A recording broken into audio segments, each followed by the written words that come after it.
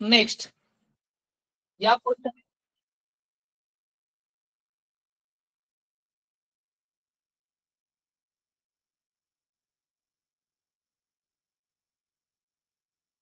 अंतर्लिखित कोणाचं next question आपण बघूया. एका पिशवीमध्ये काही गोळ्या आहे हे सर्व अंतर्लिखित कोणाचे माप हे आंतरखंडित खंडित कंसाच्या अंतर्लिखित कोणाचे माप हे आंतरखंडित कंसात जर आपण शोधायचं असेल तर डबल करायचं आणि आंतरखंडित कंसाचं माप आणि केंद्रीय कोणाचं माप हे सारखं असतं. आता नेक्स्ट बघा, नेक्स्ट आपण क्वेश्चन घेऊया. तुम्ही राईट डाऊन करून घेऊ शकता.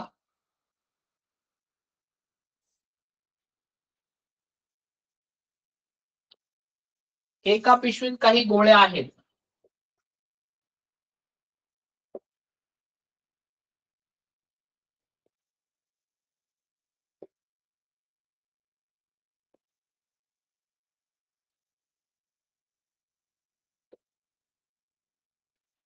एक्झाम्पल लिहून घ्या. एका पिशवीत काही गोळ्या आहेत.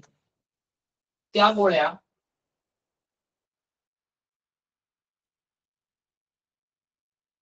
12 मुलांना प्रत्येकी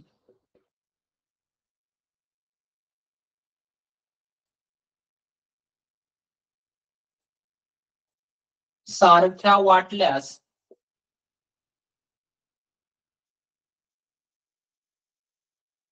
8 गोळ्या उरतात.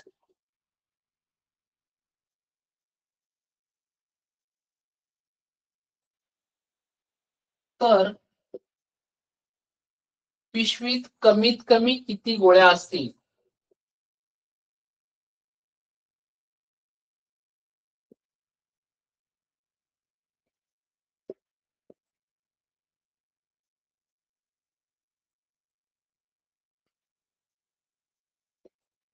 तर पिशवीमध्ये कमीत कमी किती गोळ्या असतील?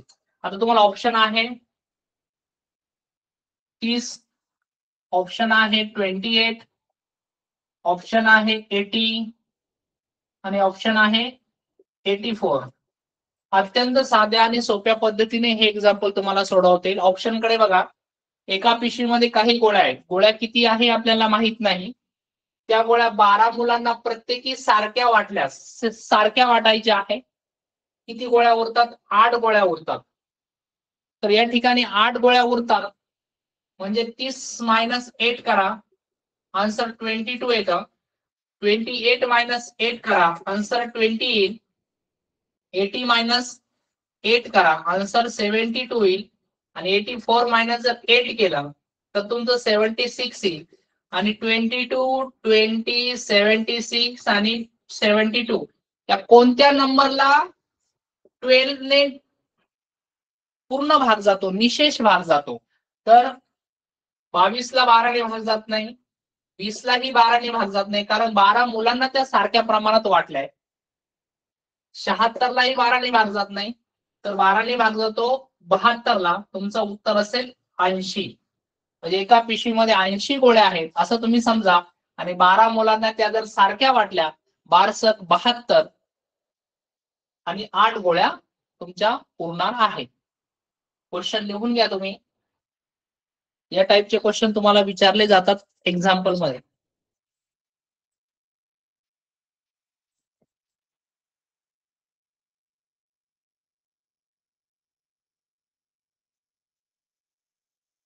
नेक्स्ट क्वेश्चन आहे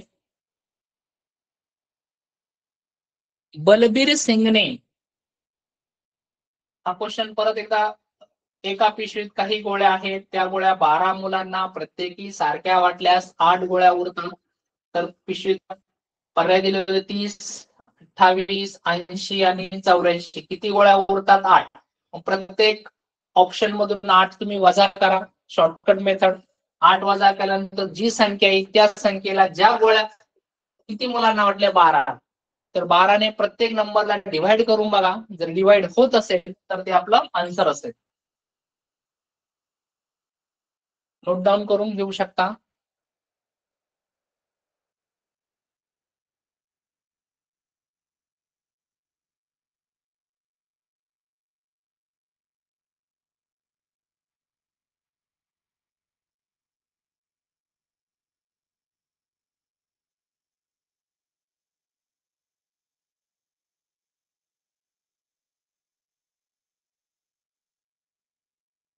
पुढचं एक्झाम्पल आहे बलबीर सिंगने एक यंत्र 2 वर्षापूर्वी या टाईपचे एक्झाम्पल येतात एक्झाम्पल मध्ये परीक्षेमध्ये 2 वर्षापूर्वी 62,500 रुपयांना खरेदी केले. एक यंत्र आहे, ते यंत्र 2 वर्षापूर्वी 62,500 रुपयांना खरेदी केले.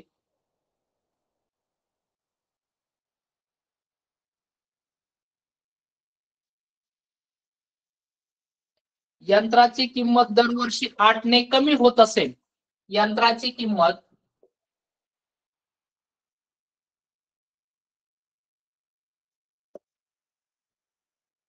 दरवर्षी, शब्द बघा, दरवर्षी 8% कमी होतात. 8% कमी. तर यंत्राची आज किंमत काय असेल? क्वेश्चन बघा, 2 वर्षापूर्वी यंत्राची कितीला खरेदी केलं? यंत्र 62,500 ला खरेदी केलेलं आहे. पेपरमध्ये इथे 3 वर्षापूर्वी येऊ शकतं, 4 वर्षापूर्वी येऊ शकतं, 5 वर्षापूर्वी येऊ शकतं. खरेदी किंमत आहे 62,500 आणि यंत्राची किंमत दरवर्षी 8% कमी होते. किती टक्क्यांनी कमी होते? 8% कमी होते. तर तुम्हाला विचारलेलं आहे यंत्राची आजची किंमत किती? आता साधा एक्झाम्पल आहे, 62,500 ही तुमची मूळ किंमत आहे. यंत्राची किंमत 8% कमी होते. कमी म्हटल्यानंतर तुम्ही 8% कमी म्हणजे तुम्ही 100 मधून 8 मायनस करायचे. 92 तुमचा आन्सर आहे. 92/100.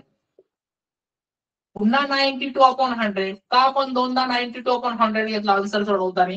कारण 2 वर्षापूर्वी 2 वर्ष आहे म्हणून 92/100 92/100 आलं. जर इथं 3 वर्ष असते तर 92/100 92/100 आणि 92/100 आला असतं. इथं 8% कमी आहे म्हणून इथं 92 आले. इथं जर 5% कमी असतं तर इथे 95 आले असते. 95/100 95/100. ही कन्सेप्ट तुमच्या लक्षात आली पाहिजे. 101% या टाईपचं एक्झाम्पल येणार आहे. दरवर्षी 8% कमी म्हणून 100 मधून 8% कमी म्हणजे 92 इथे 92/100 कमी आहे. जर इथे 8% जास्त असतं तर एक 108/100 आला असतं. म्हणजे कमी आणि जास्त कन्सेप्ट जर तुमच्या लक्षात आली असेल, कारण या टाईपचे एक्झाम्पल तुम्ही सोडवलेले असेल, आपला सिलेबस झालेला आहे. हे एक्झाम्पल बऱ्याच वेळेस रिपीट होत आहे. फक्त ते चेंज काय करतात? स्टेटमेंट चेंज करतात. 5% जास्त, 5% जास्त म्हणजे 100/105/100 प्लस करायचं. कमी असेल तर मायनस करायचं. 2 वर्षापूर्वी म्हणून 92/100 92/100. याचं तुम्ही कॅल्क्युलेशन करून बघा, तुमचा आन्सर किती येतं बघा. याचं जर तुम्ही कॅल्क्युलेशन केलं, 0 कॅन्सल 0 कॅन्सल 0 कॅन्सल 0 कॅन्सल, 92 × 92/100 हे कॅल्क्युलेशन तुम्ही करून बघा. हे कॅल्क्युलेशन तुम्हाला वेळ देतो 2 मिनिटाचा. हे कॅल्क्युलेशन झाल्यानंतर तुमचं जे आन्सर असेल ते यंत्राची आजची किंमत असेल. तर याचं जर तुम्ही पूर्ण कॅल्क्युलेशन केलं, त्याचा मल्टिप्लाय करा, नाहीतर 25 ने जरी डिवाइड केलं तरी चालेल. 25 2 चा 50, 25 4. ओके. आणि 4 ने पुन्हा 92 ला डिवाइड करा.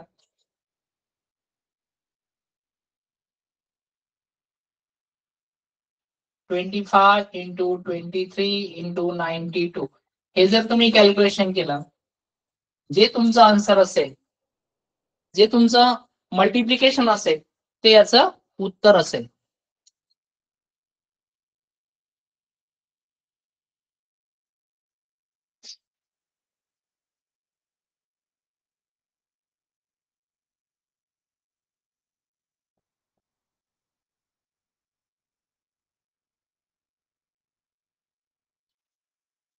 समजलं? तर याचं उत्तर जर कॅल्क्युलेशन केलं तर 50, व्हेरी गुड, 52,900 हे तुमचं आन्सर आलेलं आहे.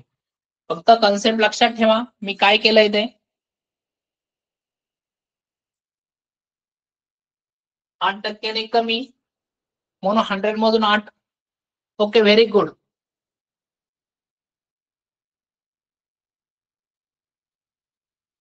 छान उत्तर देताय तुम्ही. फक्त हे गणित मी रिपीट काय घेतोय बाळांनो, कारण 100% हे गणित येणार आहे.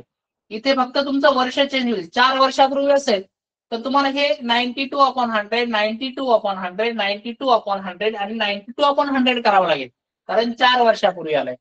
जर इथे 8% जास्त असेल तर तुम्हाला 100 मध्ये 8 मिळावं लागेल, म्हणजे 108/100, 108/100 आणि 108/100 करावं लागेल. फक्त कमी आणि जास्त हे दोन concept. Very good, very good Jagtap, very good. हा, नेक्स्ट एक्झाम्पल.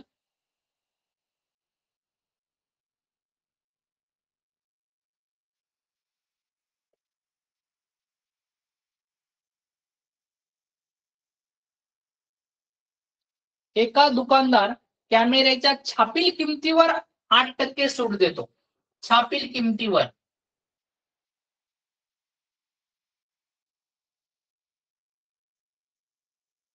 छापील किमतीवर 8% सूट आहे.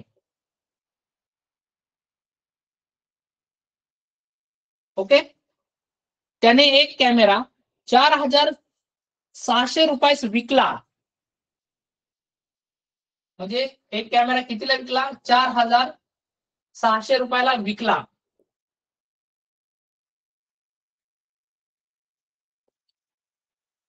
तर कॅमेऱ्याची छापील किंमत किती? कोण सोडतो बघू. तर कॅमेऱ्याची छापील किंमत किती?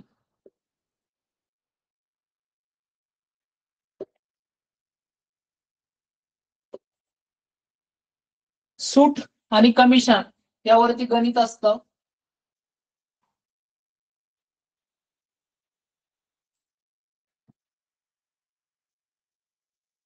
हे गणित सोडवण्याचा प्रयत्न करा. छापील किमतीवरती 8% सूट आहे. Very good, very good. बरेच मुलांनी उत्तर सोडवलेलं आहे. Very good. Mahadev, very good. Anuj Tambe, very good.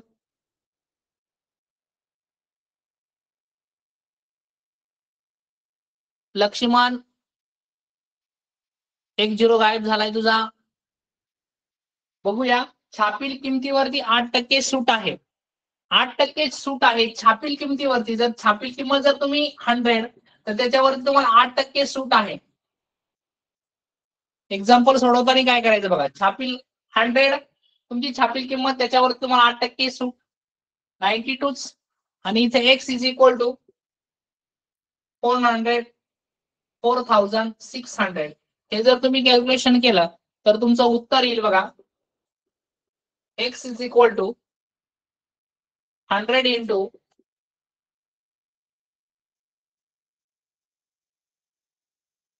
त्याचा आन्सर आपला आहे 5,000. Very good. तुमचा आन्सर असेल.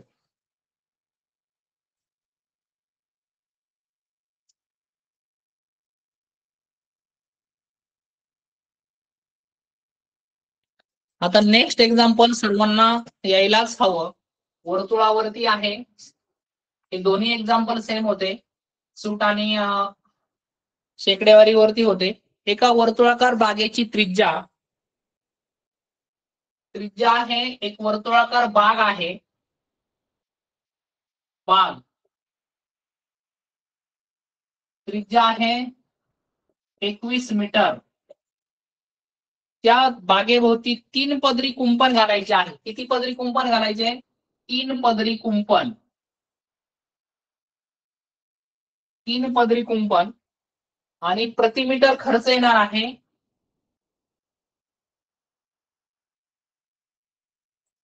60 रुपये. 60 रुपये प्रमाणे किती खर्च आहे? प्रति मीटर खर्च 60 आहे. तर असा 3 पदरी कुंपण घालण्यासाठी किती खर्च येतो? 100% हे गणित येणार आहे. या टाईपचं 100% गणित येणार आहे. फक्त इथं तुमची रेडियस चेंज होईल. एका वर्तुळाकार बागेला कुंपण घालायचं आहे. म्हणजे तुम्हाला इथे वर्तुळाचा परीघ काढावा लागेल. वर्तुळाचा परीघ म्हणजेच वर्तुळाची लांबी.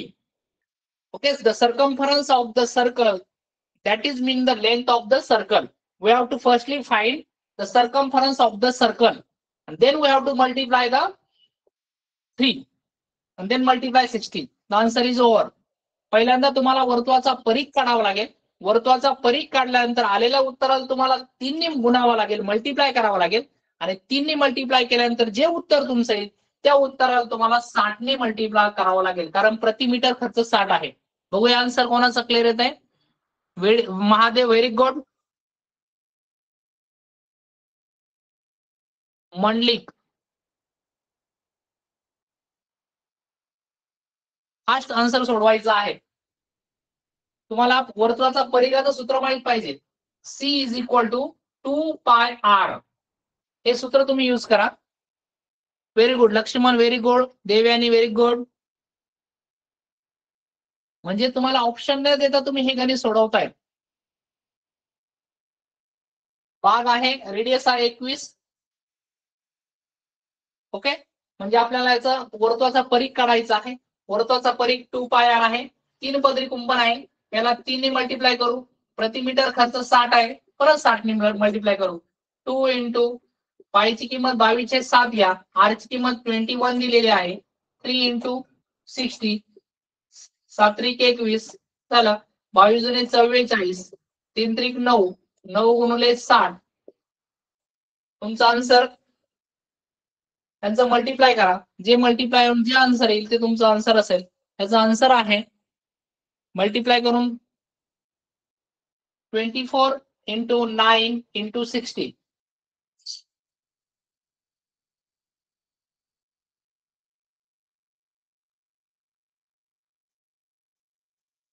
तर खर्च किती आला? 23,760 हे आपला आन्सर असेल.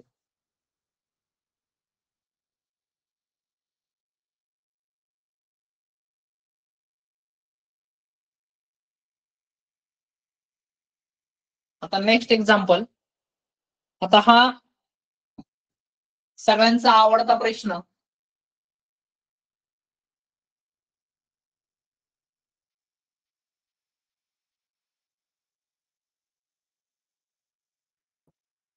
समभुज त्रिकोणाची बाजू 22 असल्या त्या त्रिकोणाचे क्षेत्रफळ किती? समभुज त्रिकोणाची बाजू, समभुज त्रिकोणाची बाजू त्यांनी दिलेली आहे 22 सेंटीमीटर. तर क्षेत्रफळ आपल्याला शोधायचं आहे. चला फाइंड आउट करा लवकर. फक्त फॉर्म्युला यूज करायचा आहे. समभुज त्रिकोणाची बाजू दिलेली आहे 22 सेंटीमीटर. समभुज त्रिकोणाचे क्षेत्रफळ, ज्या विद्यार्थ्याचं सूत्रपाठ नसेल त्याला हे गणित जमणार नाही. समभुज त्रिकोणाची बाजू 22 सेंटीमीटर आहे, तर त्याचं क्षेत्रफळ आपल्याला शोधायचं आहे. आणि तुमचा तुम्हाला ऑप्शन दिलेले आहे 66 चौसेमी. नंबर 2 चा ऑप्शन आहे 121 चौसेमी, 121. नंबर 3 आहे 120 वर्गमुळात 3 चौसेमी. नंबर 4 121 वर्गमुळात 3 चौसेमी. देवयानी आन्सर 2 सांगते, थोडासा विचार करून सांगायचं आहे. ओके गिरी, ओके. काहींचं असं मत आहे की 121 चौसेमी, काहींचं असं मत आहे 121 वर्गमुळात 3 चौसेमी. बघूया कोणाचं आन्सर क्लिअर येत आहे. फक्त फॉर्म्युला यूज करायचा आहे. समभुज त्रिकोणाचे क्षेत्रफळ बरोबर 66, काहींचं मत आहे 66. ओके ओके, आन्सर वेगवेगळे येत आहेत. आपण बघूया, सोडूनच बघूया. Okay very good, very good. ज्या विद्यार्थ्यांनी नंबर 4 चा ऑप्शन हा उत्तर दिलेला आहे त्या विद्यार्थ्यांचं अभिनंदन आहे. छान पद्धतीने तुमचा अभ्यास झालेला आहे. ऑप्शन क्रमांक 4 121 वर्गमुळात 3. तुम्हाला समभुज त्रिकोणाचे क्षेत्रफळ हे सूत्र माहित पाहिजे. समभुज त्रिकोणाचे क्षेत्रफळ बरोबर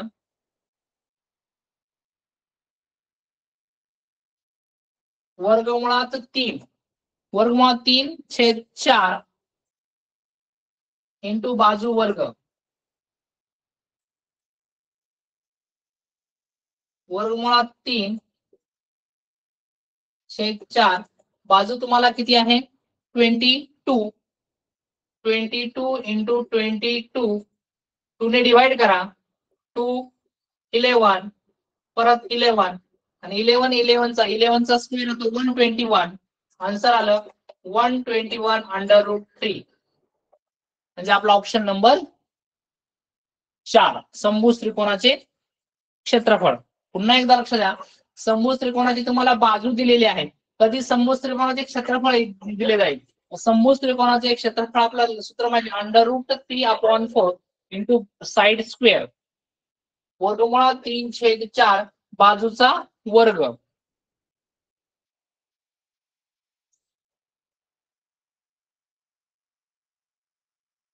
झाले सर्वांचं लक्षात आलंय. Next example.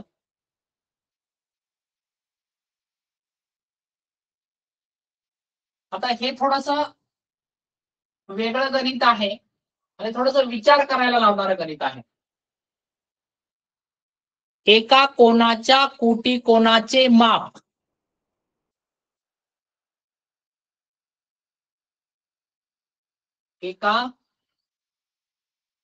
सोडवायचे सगळ्यांनी प्रयत्न करायचा. एका कोणाच्या कोटी कोणाच्या मापाचे कोटी कोणाच्या मापाचे त्याच्या पूरक कोणाशी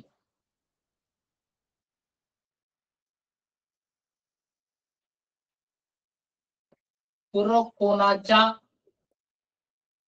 मापाशी असलेले गुणोत्तर 2:5 आहे. तर त्या कोणाच्या पूरक कोणाशी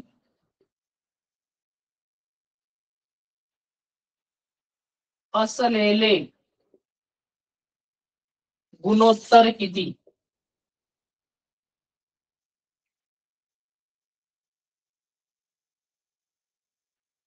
प्रश्न परत येत आहे का. एका कोणाच्या कोटी कोणाच्या मापाचे त्याच्या पूरक कोणाच्या मापाशी असलेले गुणोत्तर 2:5 आहे. तर त्या कोणाचे पूरक कोणाशी असलेले गुणोत्तर किती. ऑप्शन आहे 1:10 1:10 1:5 3:10 1:15. थोडस विचार करायला लावणारा एक्झाम्पल आहे. आणि कोटी कोण तुम्हाला सर्वांना माहित आहे. कोटी कोणाच्या मापाची बेरीज ही 90 असते. 2 कोटी कोणाच्या मापांची आणि 2 पूरक कोणाचं असेल तर त्यांच्या मापाची बेरीज 180 असते. हे सोपं एक्झाम्पल आहे. परंतु त्यांनी काय दिले एका कोणाच्या कोटी कोणाच्या मापाचे त्याच्या पूरक कोणाच्या मापाशी असलेले गुणोत्तर 2:5 तर त्या कोणाचे पूरक कोणाशी असलेले गुणोत्तर किती. थोडस डबल ओके 3:9 ऑप्शन मध्ये नाहीच आहे.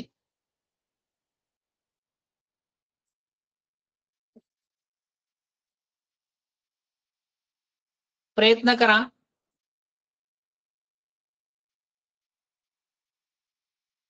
पर्याय क्रमांक 1 1:10 बघूया आपण. ओके सुनील असणे पर्याय क्रमांक 1. थोडस विचार करायला लावणारा एक्झाम्पल आहे. ओके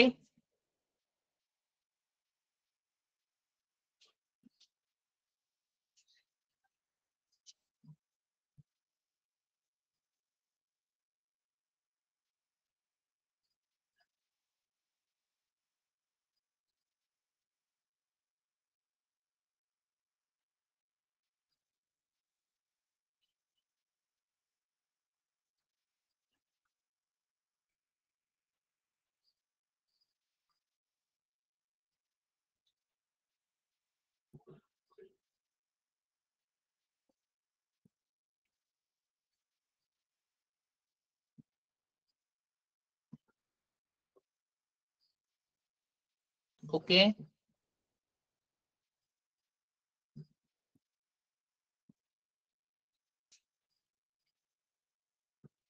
पर्याय क्रमांक 1 बघूया आपण. एका कोनाच्या कोटी कोनाचे मापाचे त्याच्या पूरक कोनाच्या मापाशी असलेले गुणोत्तर 2:5 आहे. कोटी कोन आपण x मानूया. कोटी कोनाचं माप आणि पूरक कोनाच्या मापाशी असलेले गुणोत्तर 2:5 आहे. कोटी कोन जर तुम्ही x मानला तर तुमचा पूरक कोन काय येणार आहे, x + 90 okay is equal to गुणोत्तर आहे 2:5. कॅल्क्युलेशन करा. 5x is equal to 2x + 180 cross multiply केलाय. x आणि 5x 2 ने 2x 2 ने 90 ला 180 2x इकडे आला 3x is equal to 180 x is equal to 60 x 60 आला म्हणजे तो कोन जो आहे तो 30 असेल, कारण दोन्हींची ऍडिशन 90 आहे. म्हणजे तो कोन आहे तो कोन हा 60 आला. 60 मध्ये किती मिळवल्यानंतर तुमचा 90 होणार आहे, तर 30 म्हणजे तो कोन किती असेल 30. आणि ह्या कोनाचा पूरक कोन किती असेल, मग याचा पूरक कोन 150. पूरक कोन किती आहे याचा 150 आणि या दोन्हींचा गुणोत्तर म्हणजे 30/150. आन्सर येतं 1:5. Option number 2. येते लक्षामध्ये.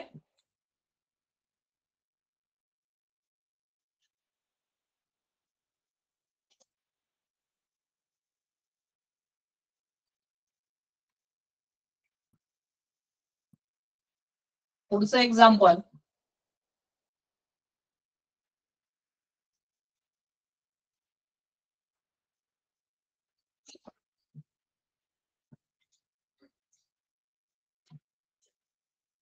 कॅल्क्युलेशन करायचं 10.5 into 10.5 plus 15 into 10 plus 5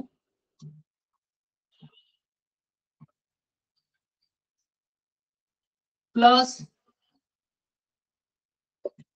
7.5 into 7.5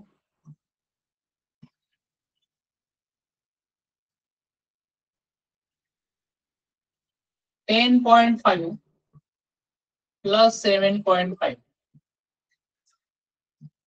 calculation करायचं आहे. 10.5 इंटू 10.5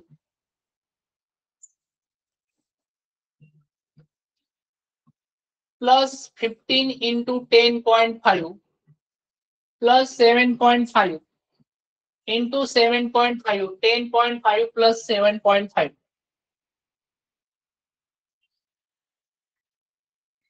हे जो ऑप्शन आहे पर्याय क्रमांक 18, पर्याय क्रमांक 2 17, पर्याय क्रमांक 3 3, पर्याय क्रमांक 4 15. एकदम सिंपल आहे.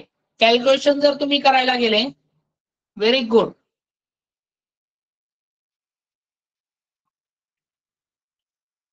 Very good.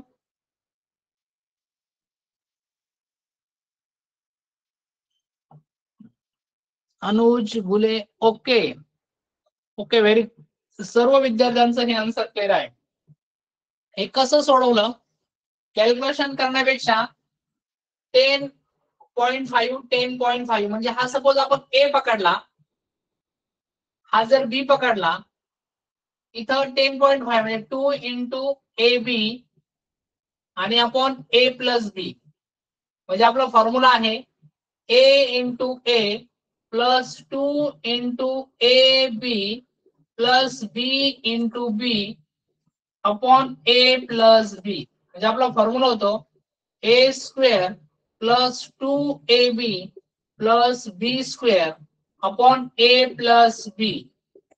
हा formula A square plus twice A B plus B square म्हणजे आपला फॉर्म्युला होतो A plus B bracket square upon A plus B square आणि हा कॅन्सल होईल म्हणजे थोडक्यात A plus B into A plus B upon A plus बी एक bracket cancel होईल ए प्लस बी म्हणजे ए म्हणजे किती 10.5 आणि बी म्हणजे किती 7.5 यांची जर ऍडिंग केली तर तुमचा आन्सर असेल 18.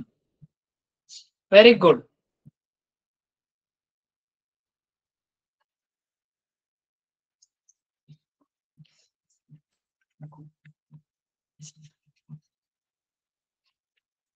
हा आता पुढचा क्वेश्चन बघा. हा तुम्ही प्रत्येकाने सोडवायचा आहे. राईट डाऊन करा, लिहून घ्या. 11 ते 20 दरम्यानच्या मूळ संख्यांची बेरीज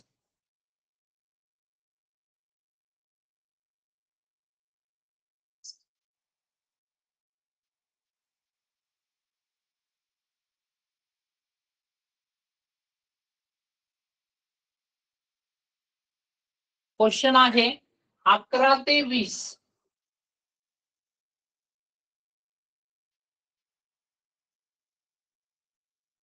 दरम्यानच्या मूळ संख्यांची बेरीज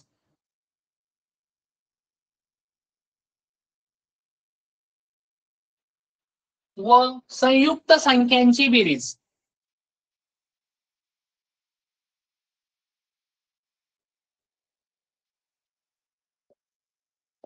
संयुक्त संख्यांची बेरीज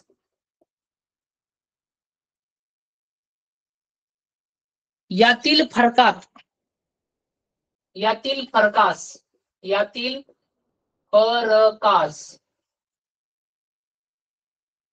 कोणकोणत्या संख्यांनी निशेष भाग जातो. कोणकोणत्या संख्येनी निशेष भाग जातो.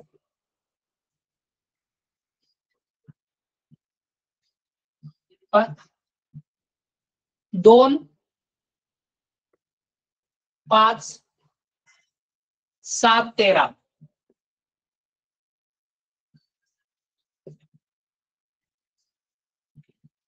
सो 11 ते 20 दरम्यानच्या मूळ संख्यांची बेरीज व संयुक्त संख्यांची बेरीज. मग आता या ठिकाणी तुम्हाला मूळ संख्या माहित पाहिजे. मूळ संख्या तुमच्या पाठ हव्या 5 आणि 7 ने. Okay, very good. अजून बघूया आपण काय आन्सर येत आहे. कार्तिक 5 आणि 7 म्हणतोय. 1, 5, 7. देवयानी 5 आणि 7.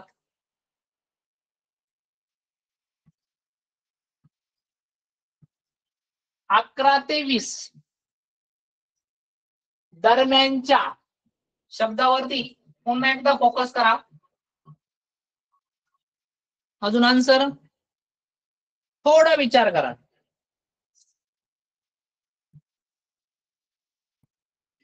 5 नाही.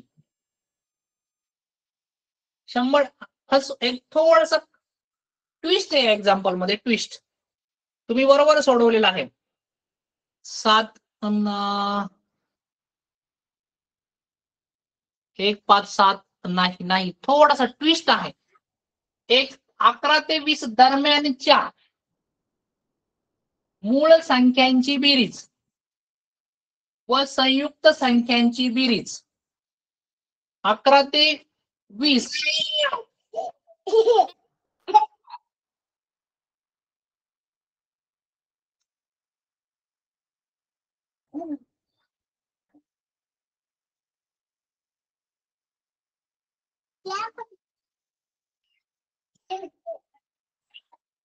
Okay, very good. 2 आणि 13 व्हेरी गुड.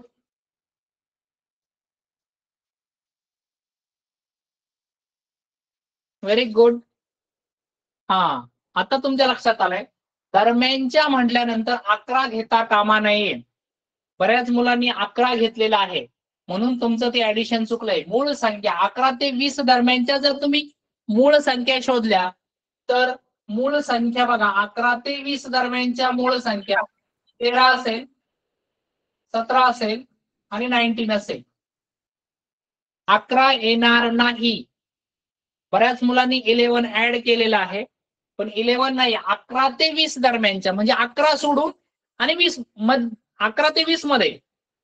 मग 11 ते 20 मध्ये मूळ संख्या काय आहे? 13, 17 आणि 19. यांची जर तुम्ही ऍडिंग केली 49, त्याची बेरीज होते 49. आता 11 ते 20 दरम्यानच्या संयुक्त संख्या, संयुक्त संख्यामध्ये मूळ संख्या सोडून ज्या संख्येचे विभाजक हे दोनापेक्षा जास्त असतात त्याला संयुक्त संख्या म्हणतात. संयुक्त संख्या ह्या 4 पासून सुरुवात होते, हे लक्षात ठेवा. संयुक्त संख्या सर्वात लहान संयुक्त संख्या ही 4 आहे. प्रश्न जर असा आला स्टेटमेंटमध्ये सर्वात लहान संयुक्त संख्या किती, तर तुमचं उत्तर 4 हवंय. संयुक्त संख्या बघा, मग आता या ठिकाणी काय 12 एक संयुक्त संख्या, व्हेरी गुड. 13 येणार नाही, 14, 15, 16, 17 आहे, 18 या तुमच्या 20 येणार नाही, कारण 20च्या दरम्यान आहे. यांची जर तुम्ही ऍडिंग केली 6 आणि 11 आणि 14, 19 याची जर तुम्ही ऍडिंग केली त्याची ऍडिंग येते 75, 75. ऍडिंग करून बघा. 6 5 11, 12 13, 13 17, ओके 75. तर यांचा फरक, या दोन्हींचा फरक 75 मायनस 49, फरक तुमचा किती येतोय बघा 26. फरक आलाय तुमचा 26. या 26 नंबरला कोणत्या संख्येने निषेध भाग जातो, तर त्याचा आन्सर आहे 2 and 3 म्हणजे 1 आणि 4. Okay, very good.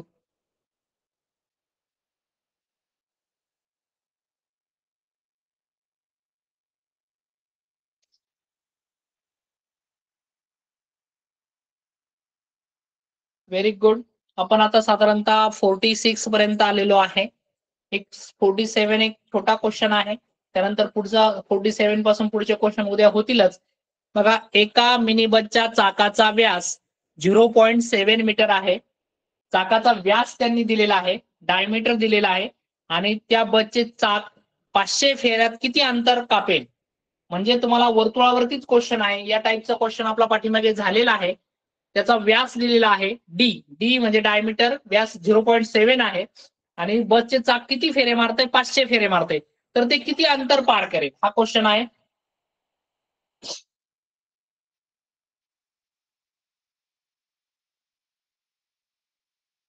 हे लक्षात आलंय सर्वांच्या?